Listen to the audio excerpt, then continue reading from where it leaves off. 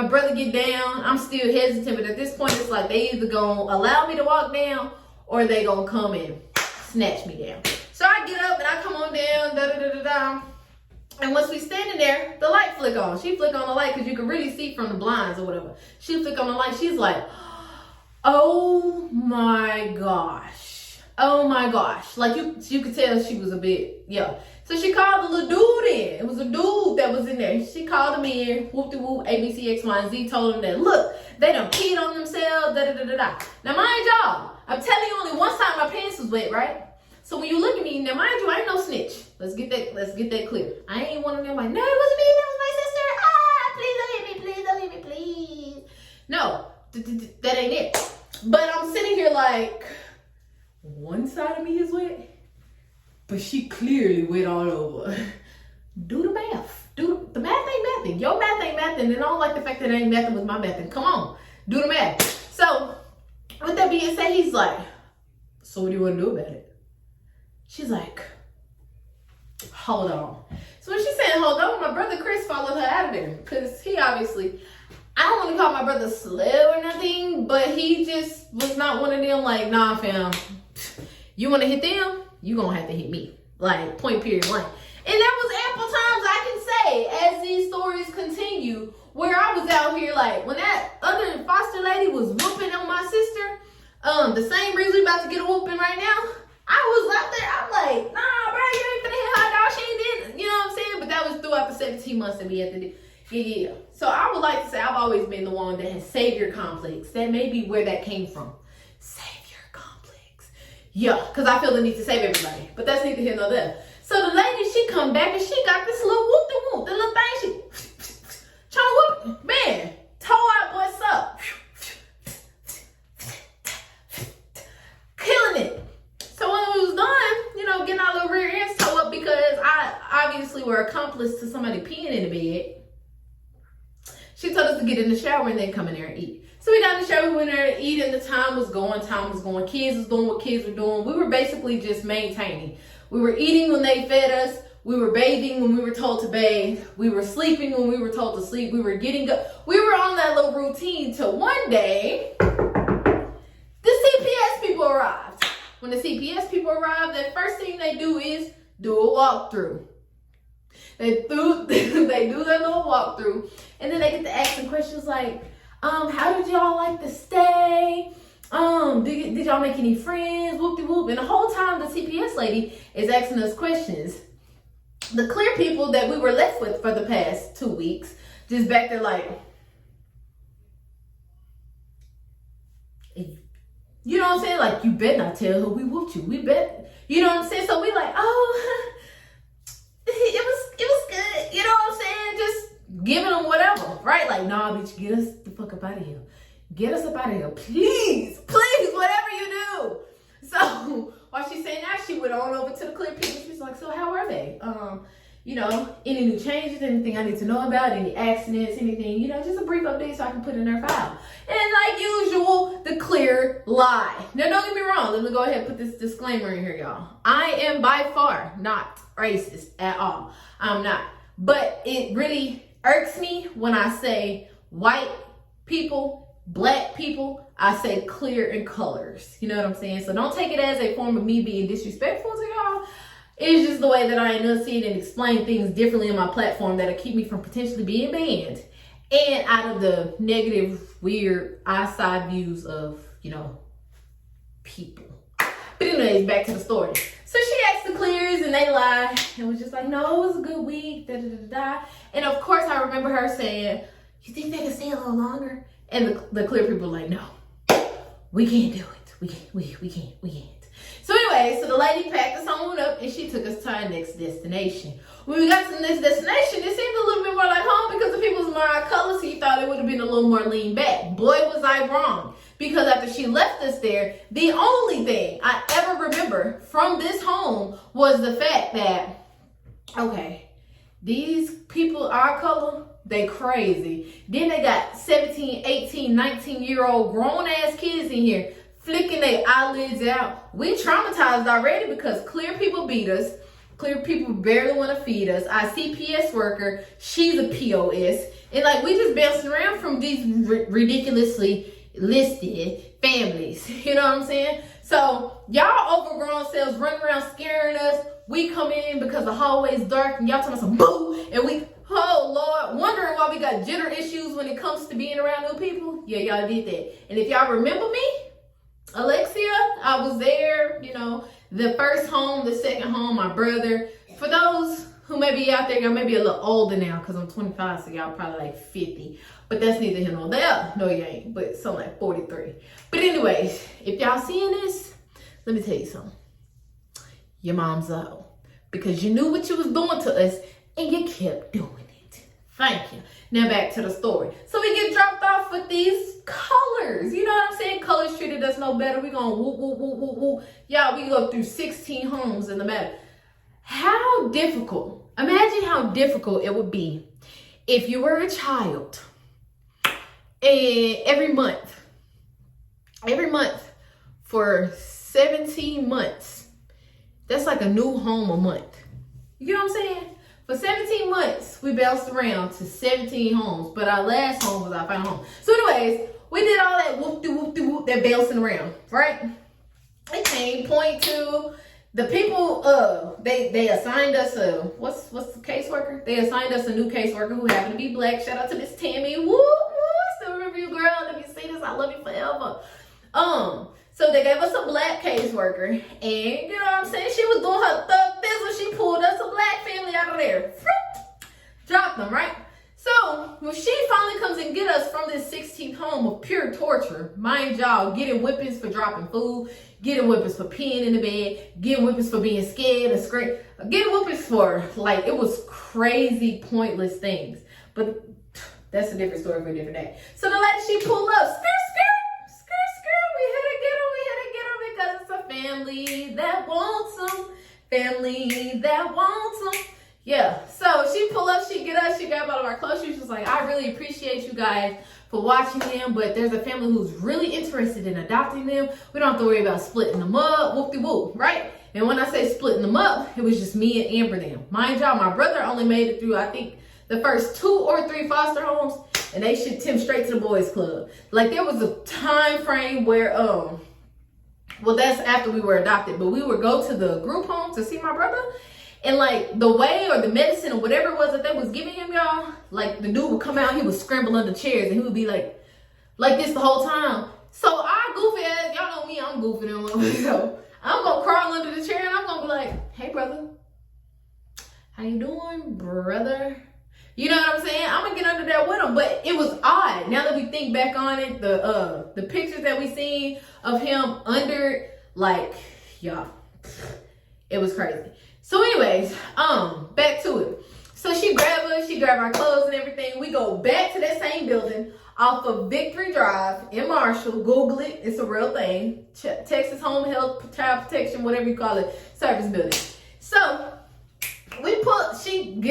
she do her little last view. She get us in the car, you know, she buckle us in. She take us to McDonald's. We get kids meal with ice cream cones. Miss Tammy, I love you.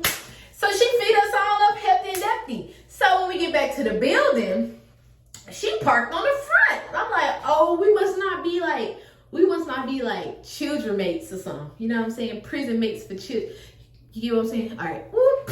So she pull up in the front, she get out. When we get out, you can tell it's a different environment. Like when you go back in the back, you being processed. It's kind of like the same as a prison. When you go into the prison around the back, you being processed, you getting booked in. You know what I'm saying? But when you come through the front like a G, you in there, you know, you might be paying off somebody's debt, bonding somebody out. You might be being a visitor or just up there trying to give a tip or something. I don't know. But it's different when you going in the back than in the front. So we pulled out in the front, you know, we walk up in that thing, got glass windows, real offices, and not desks lined up down the hallway.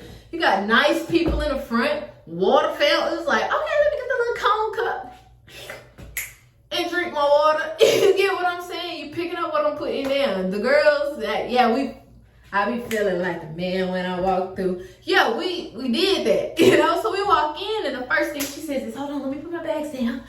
She put her bags in what appeared to be a real office. I see you, girl, got the front window, yeah. And then she comes in, she's just like, I want to introduce you guys to someone. So we sitting there, we excited because she excited, like, okay, who is it? And out of the corner of my eyes, it's just like you could feel this overwhelming, like, force of love. Like, yes, give me my children.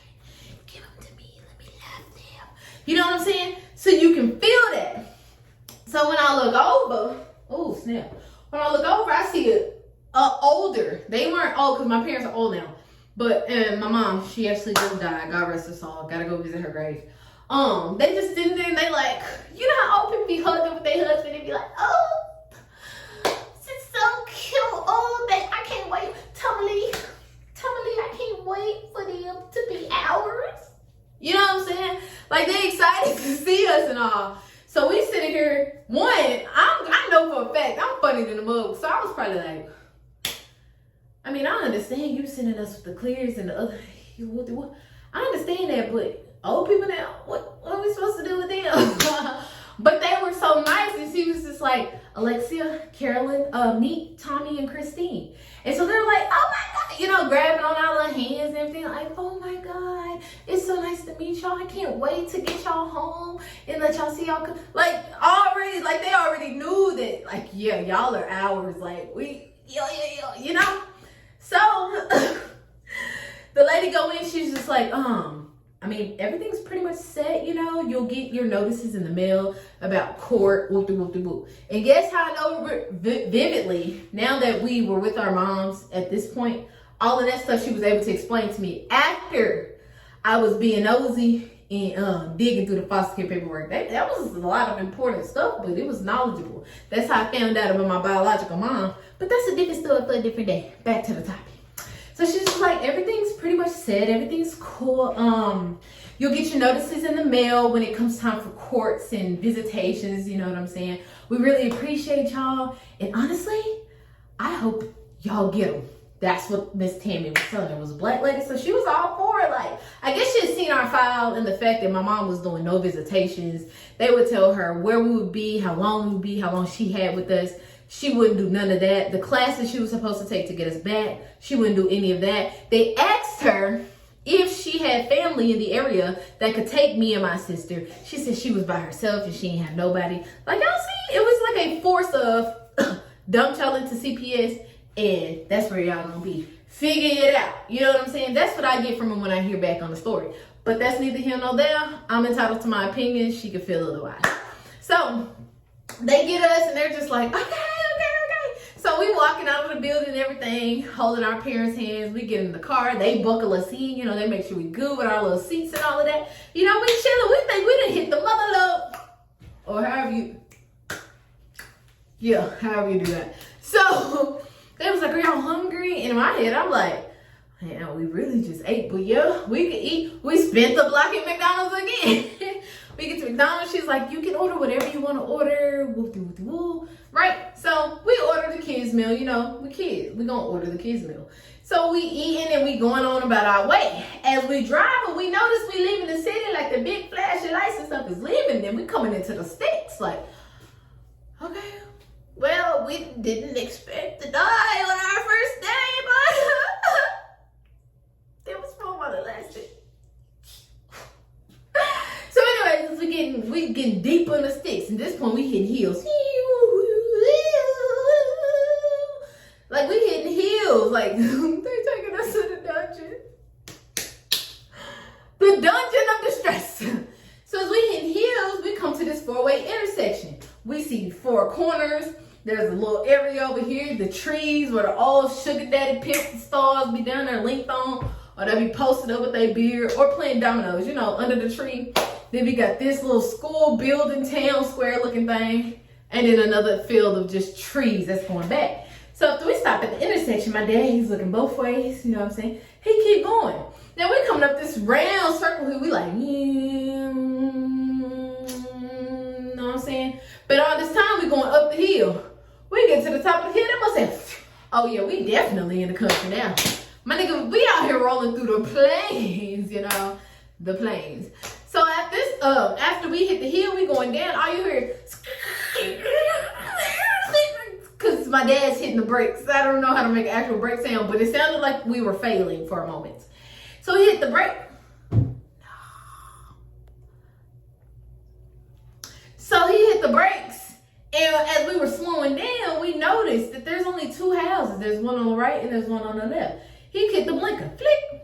He made the left turn. All I know is it was a beautiful trailer.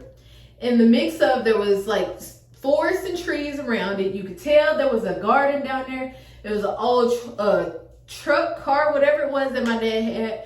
And then you see all the little plants that's around it. I seen bikes in the front yard. I seen other people's cars, which ultimately I thought were my parents' cars, and all of that. So we pull into the driveway after driving down a little dusty little thing. We pull out, he's like, go on. I'll get y'all bags. That's my dad. Y'all go on upstairs. I'll get the bag. So we go up the stairs and we standing there. Mind y'all, we had already been yelled at by everybody we could ever think that we could be yelled at by. And we standing at the door because we're not going to open it. Y'all ain't finna yell at us on the first day. So my dad, he has our things. He's walking up behind us and he's like, open the door. And when we open the door, surprise, hey cousin. Oh my God, they're so cute. Like they all looking at us like we the grand prize. Like we done walked in. Like somebody appreciates us for us. Like, oh my God. So then little KK comes out. She's hugging us. And we're like, oh, hey cousin. Everybody hugging us and everything. So my dad, he sits our things down and he comes over. He was like, listen, I know y'all just ate and all of that, but we cooked for y'all in there. So y'all go in there. You got your cousins, everybody here. We got Kamaya, DJ. We got all of them. So y'all will be able to associate and mingle and meet your new family. But go eat first. Boy, I walked in the kitchen, big girl meal, you know. I'm telling you, they had peas, greens, meat, Kool-Aid, whatever. They had everything. All I know is I didn't eat like right on. I went to go play with the new family and things of that nature. But when your girl came back to that table, I swear to God, I think that's where I got so spoiled. But anyways, that's this story. I think the next story that I got coming on would be the next series to this, growing up in foster care. Explain y'all a little bit of my life because y'all know I'm bad. Like I'm bad. I be one of them people, I ask if the sky blue and they say, yeah, I still want to go out there and check it out because I might think it's red, you know? But I was really a horrible kid. But nonetheless, so that's going to be the next one. I'm going to try to get a little more animated for y'all and get some pictures and all that included. But yeah, appreciate y'all for listening. See y'all on the next one.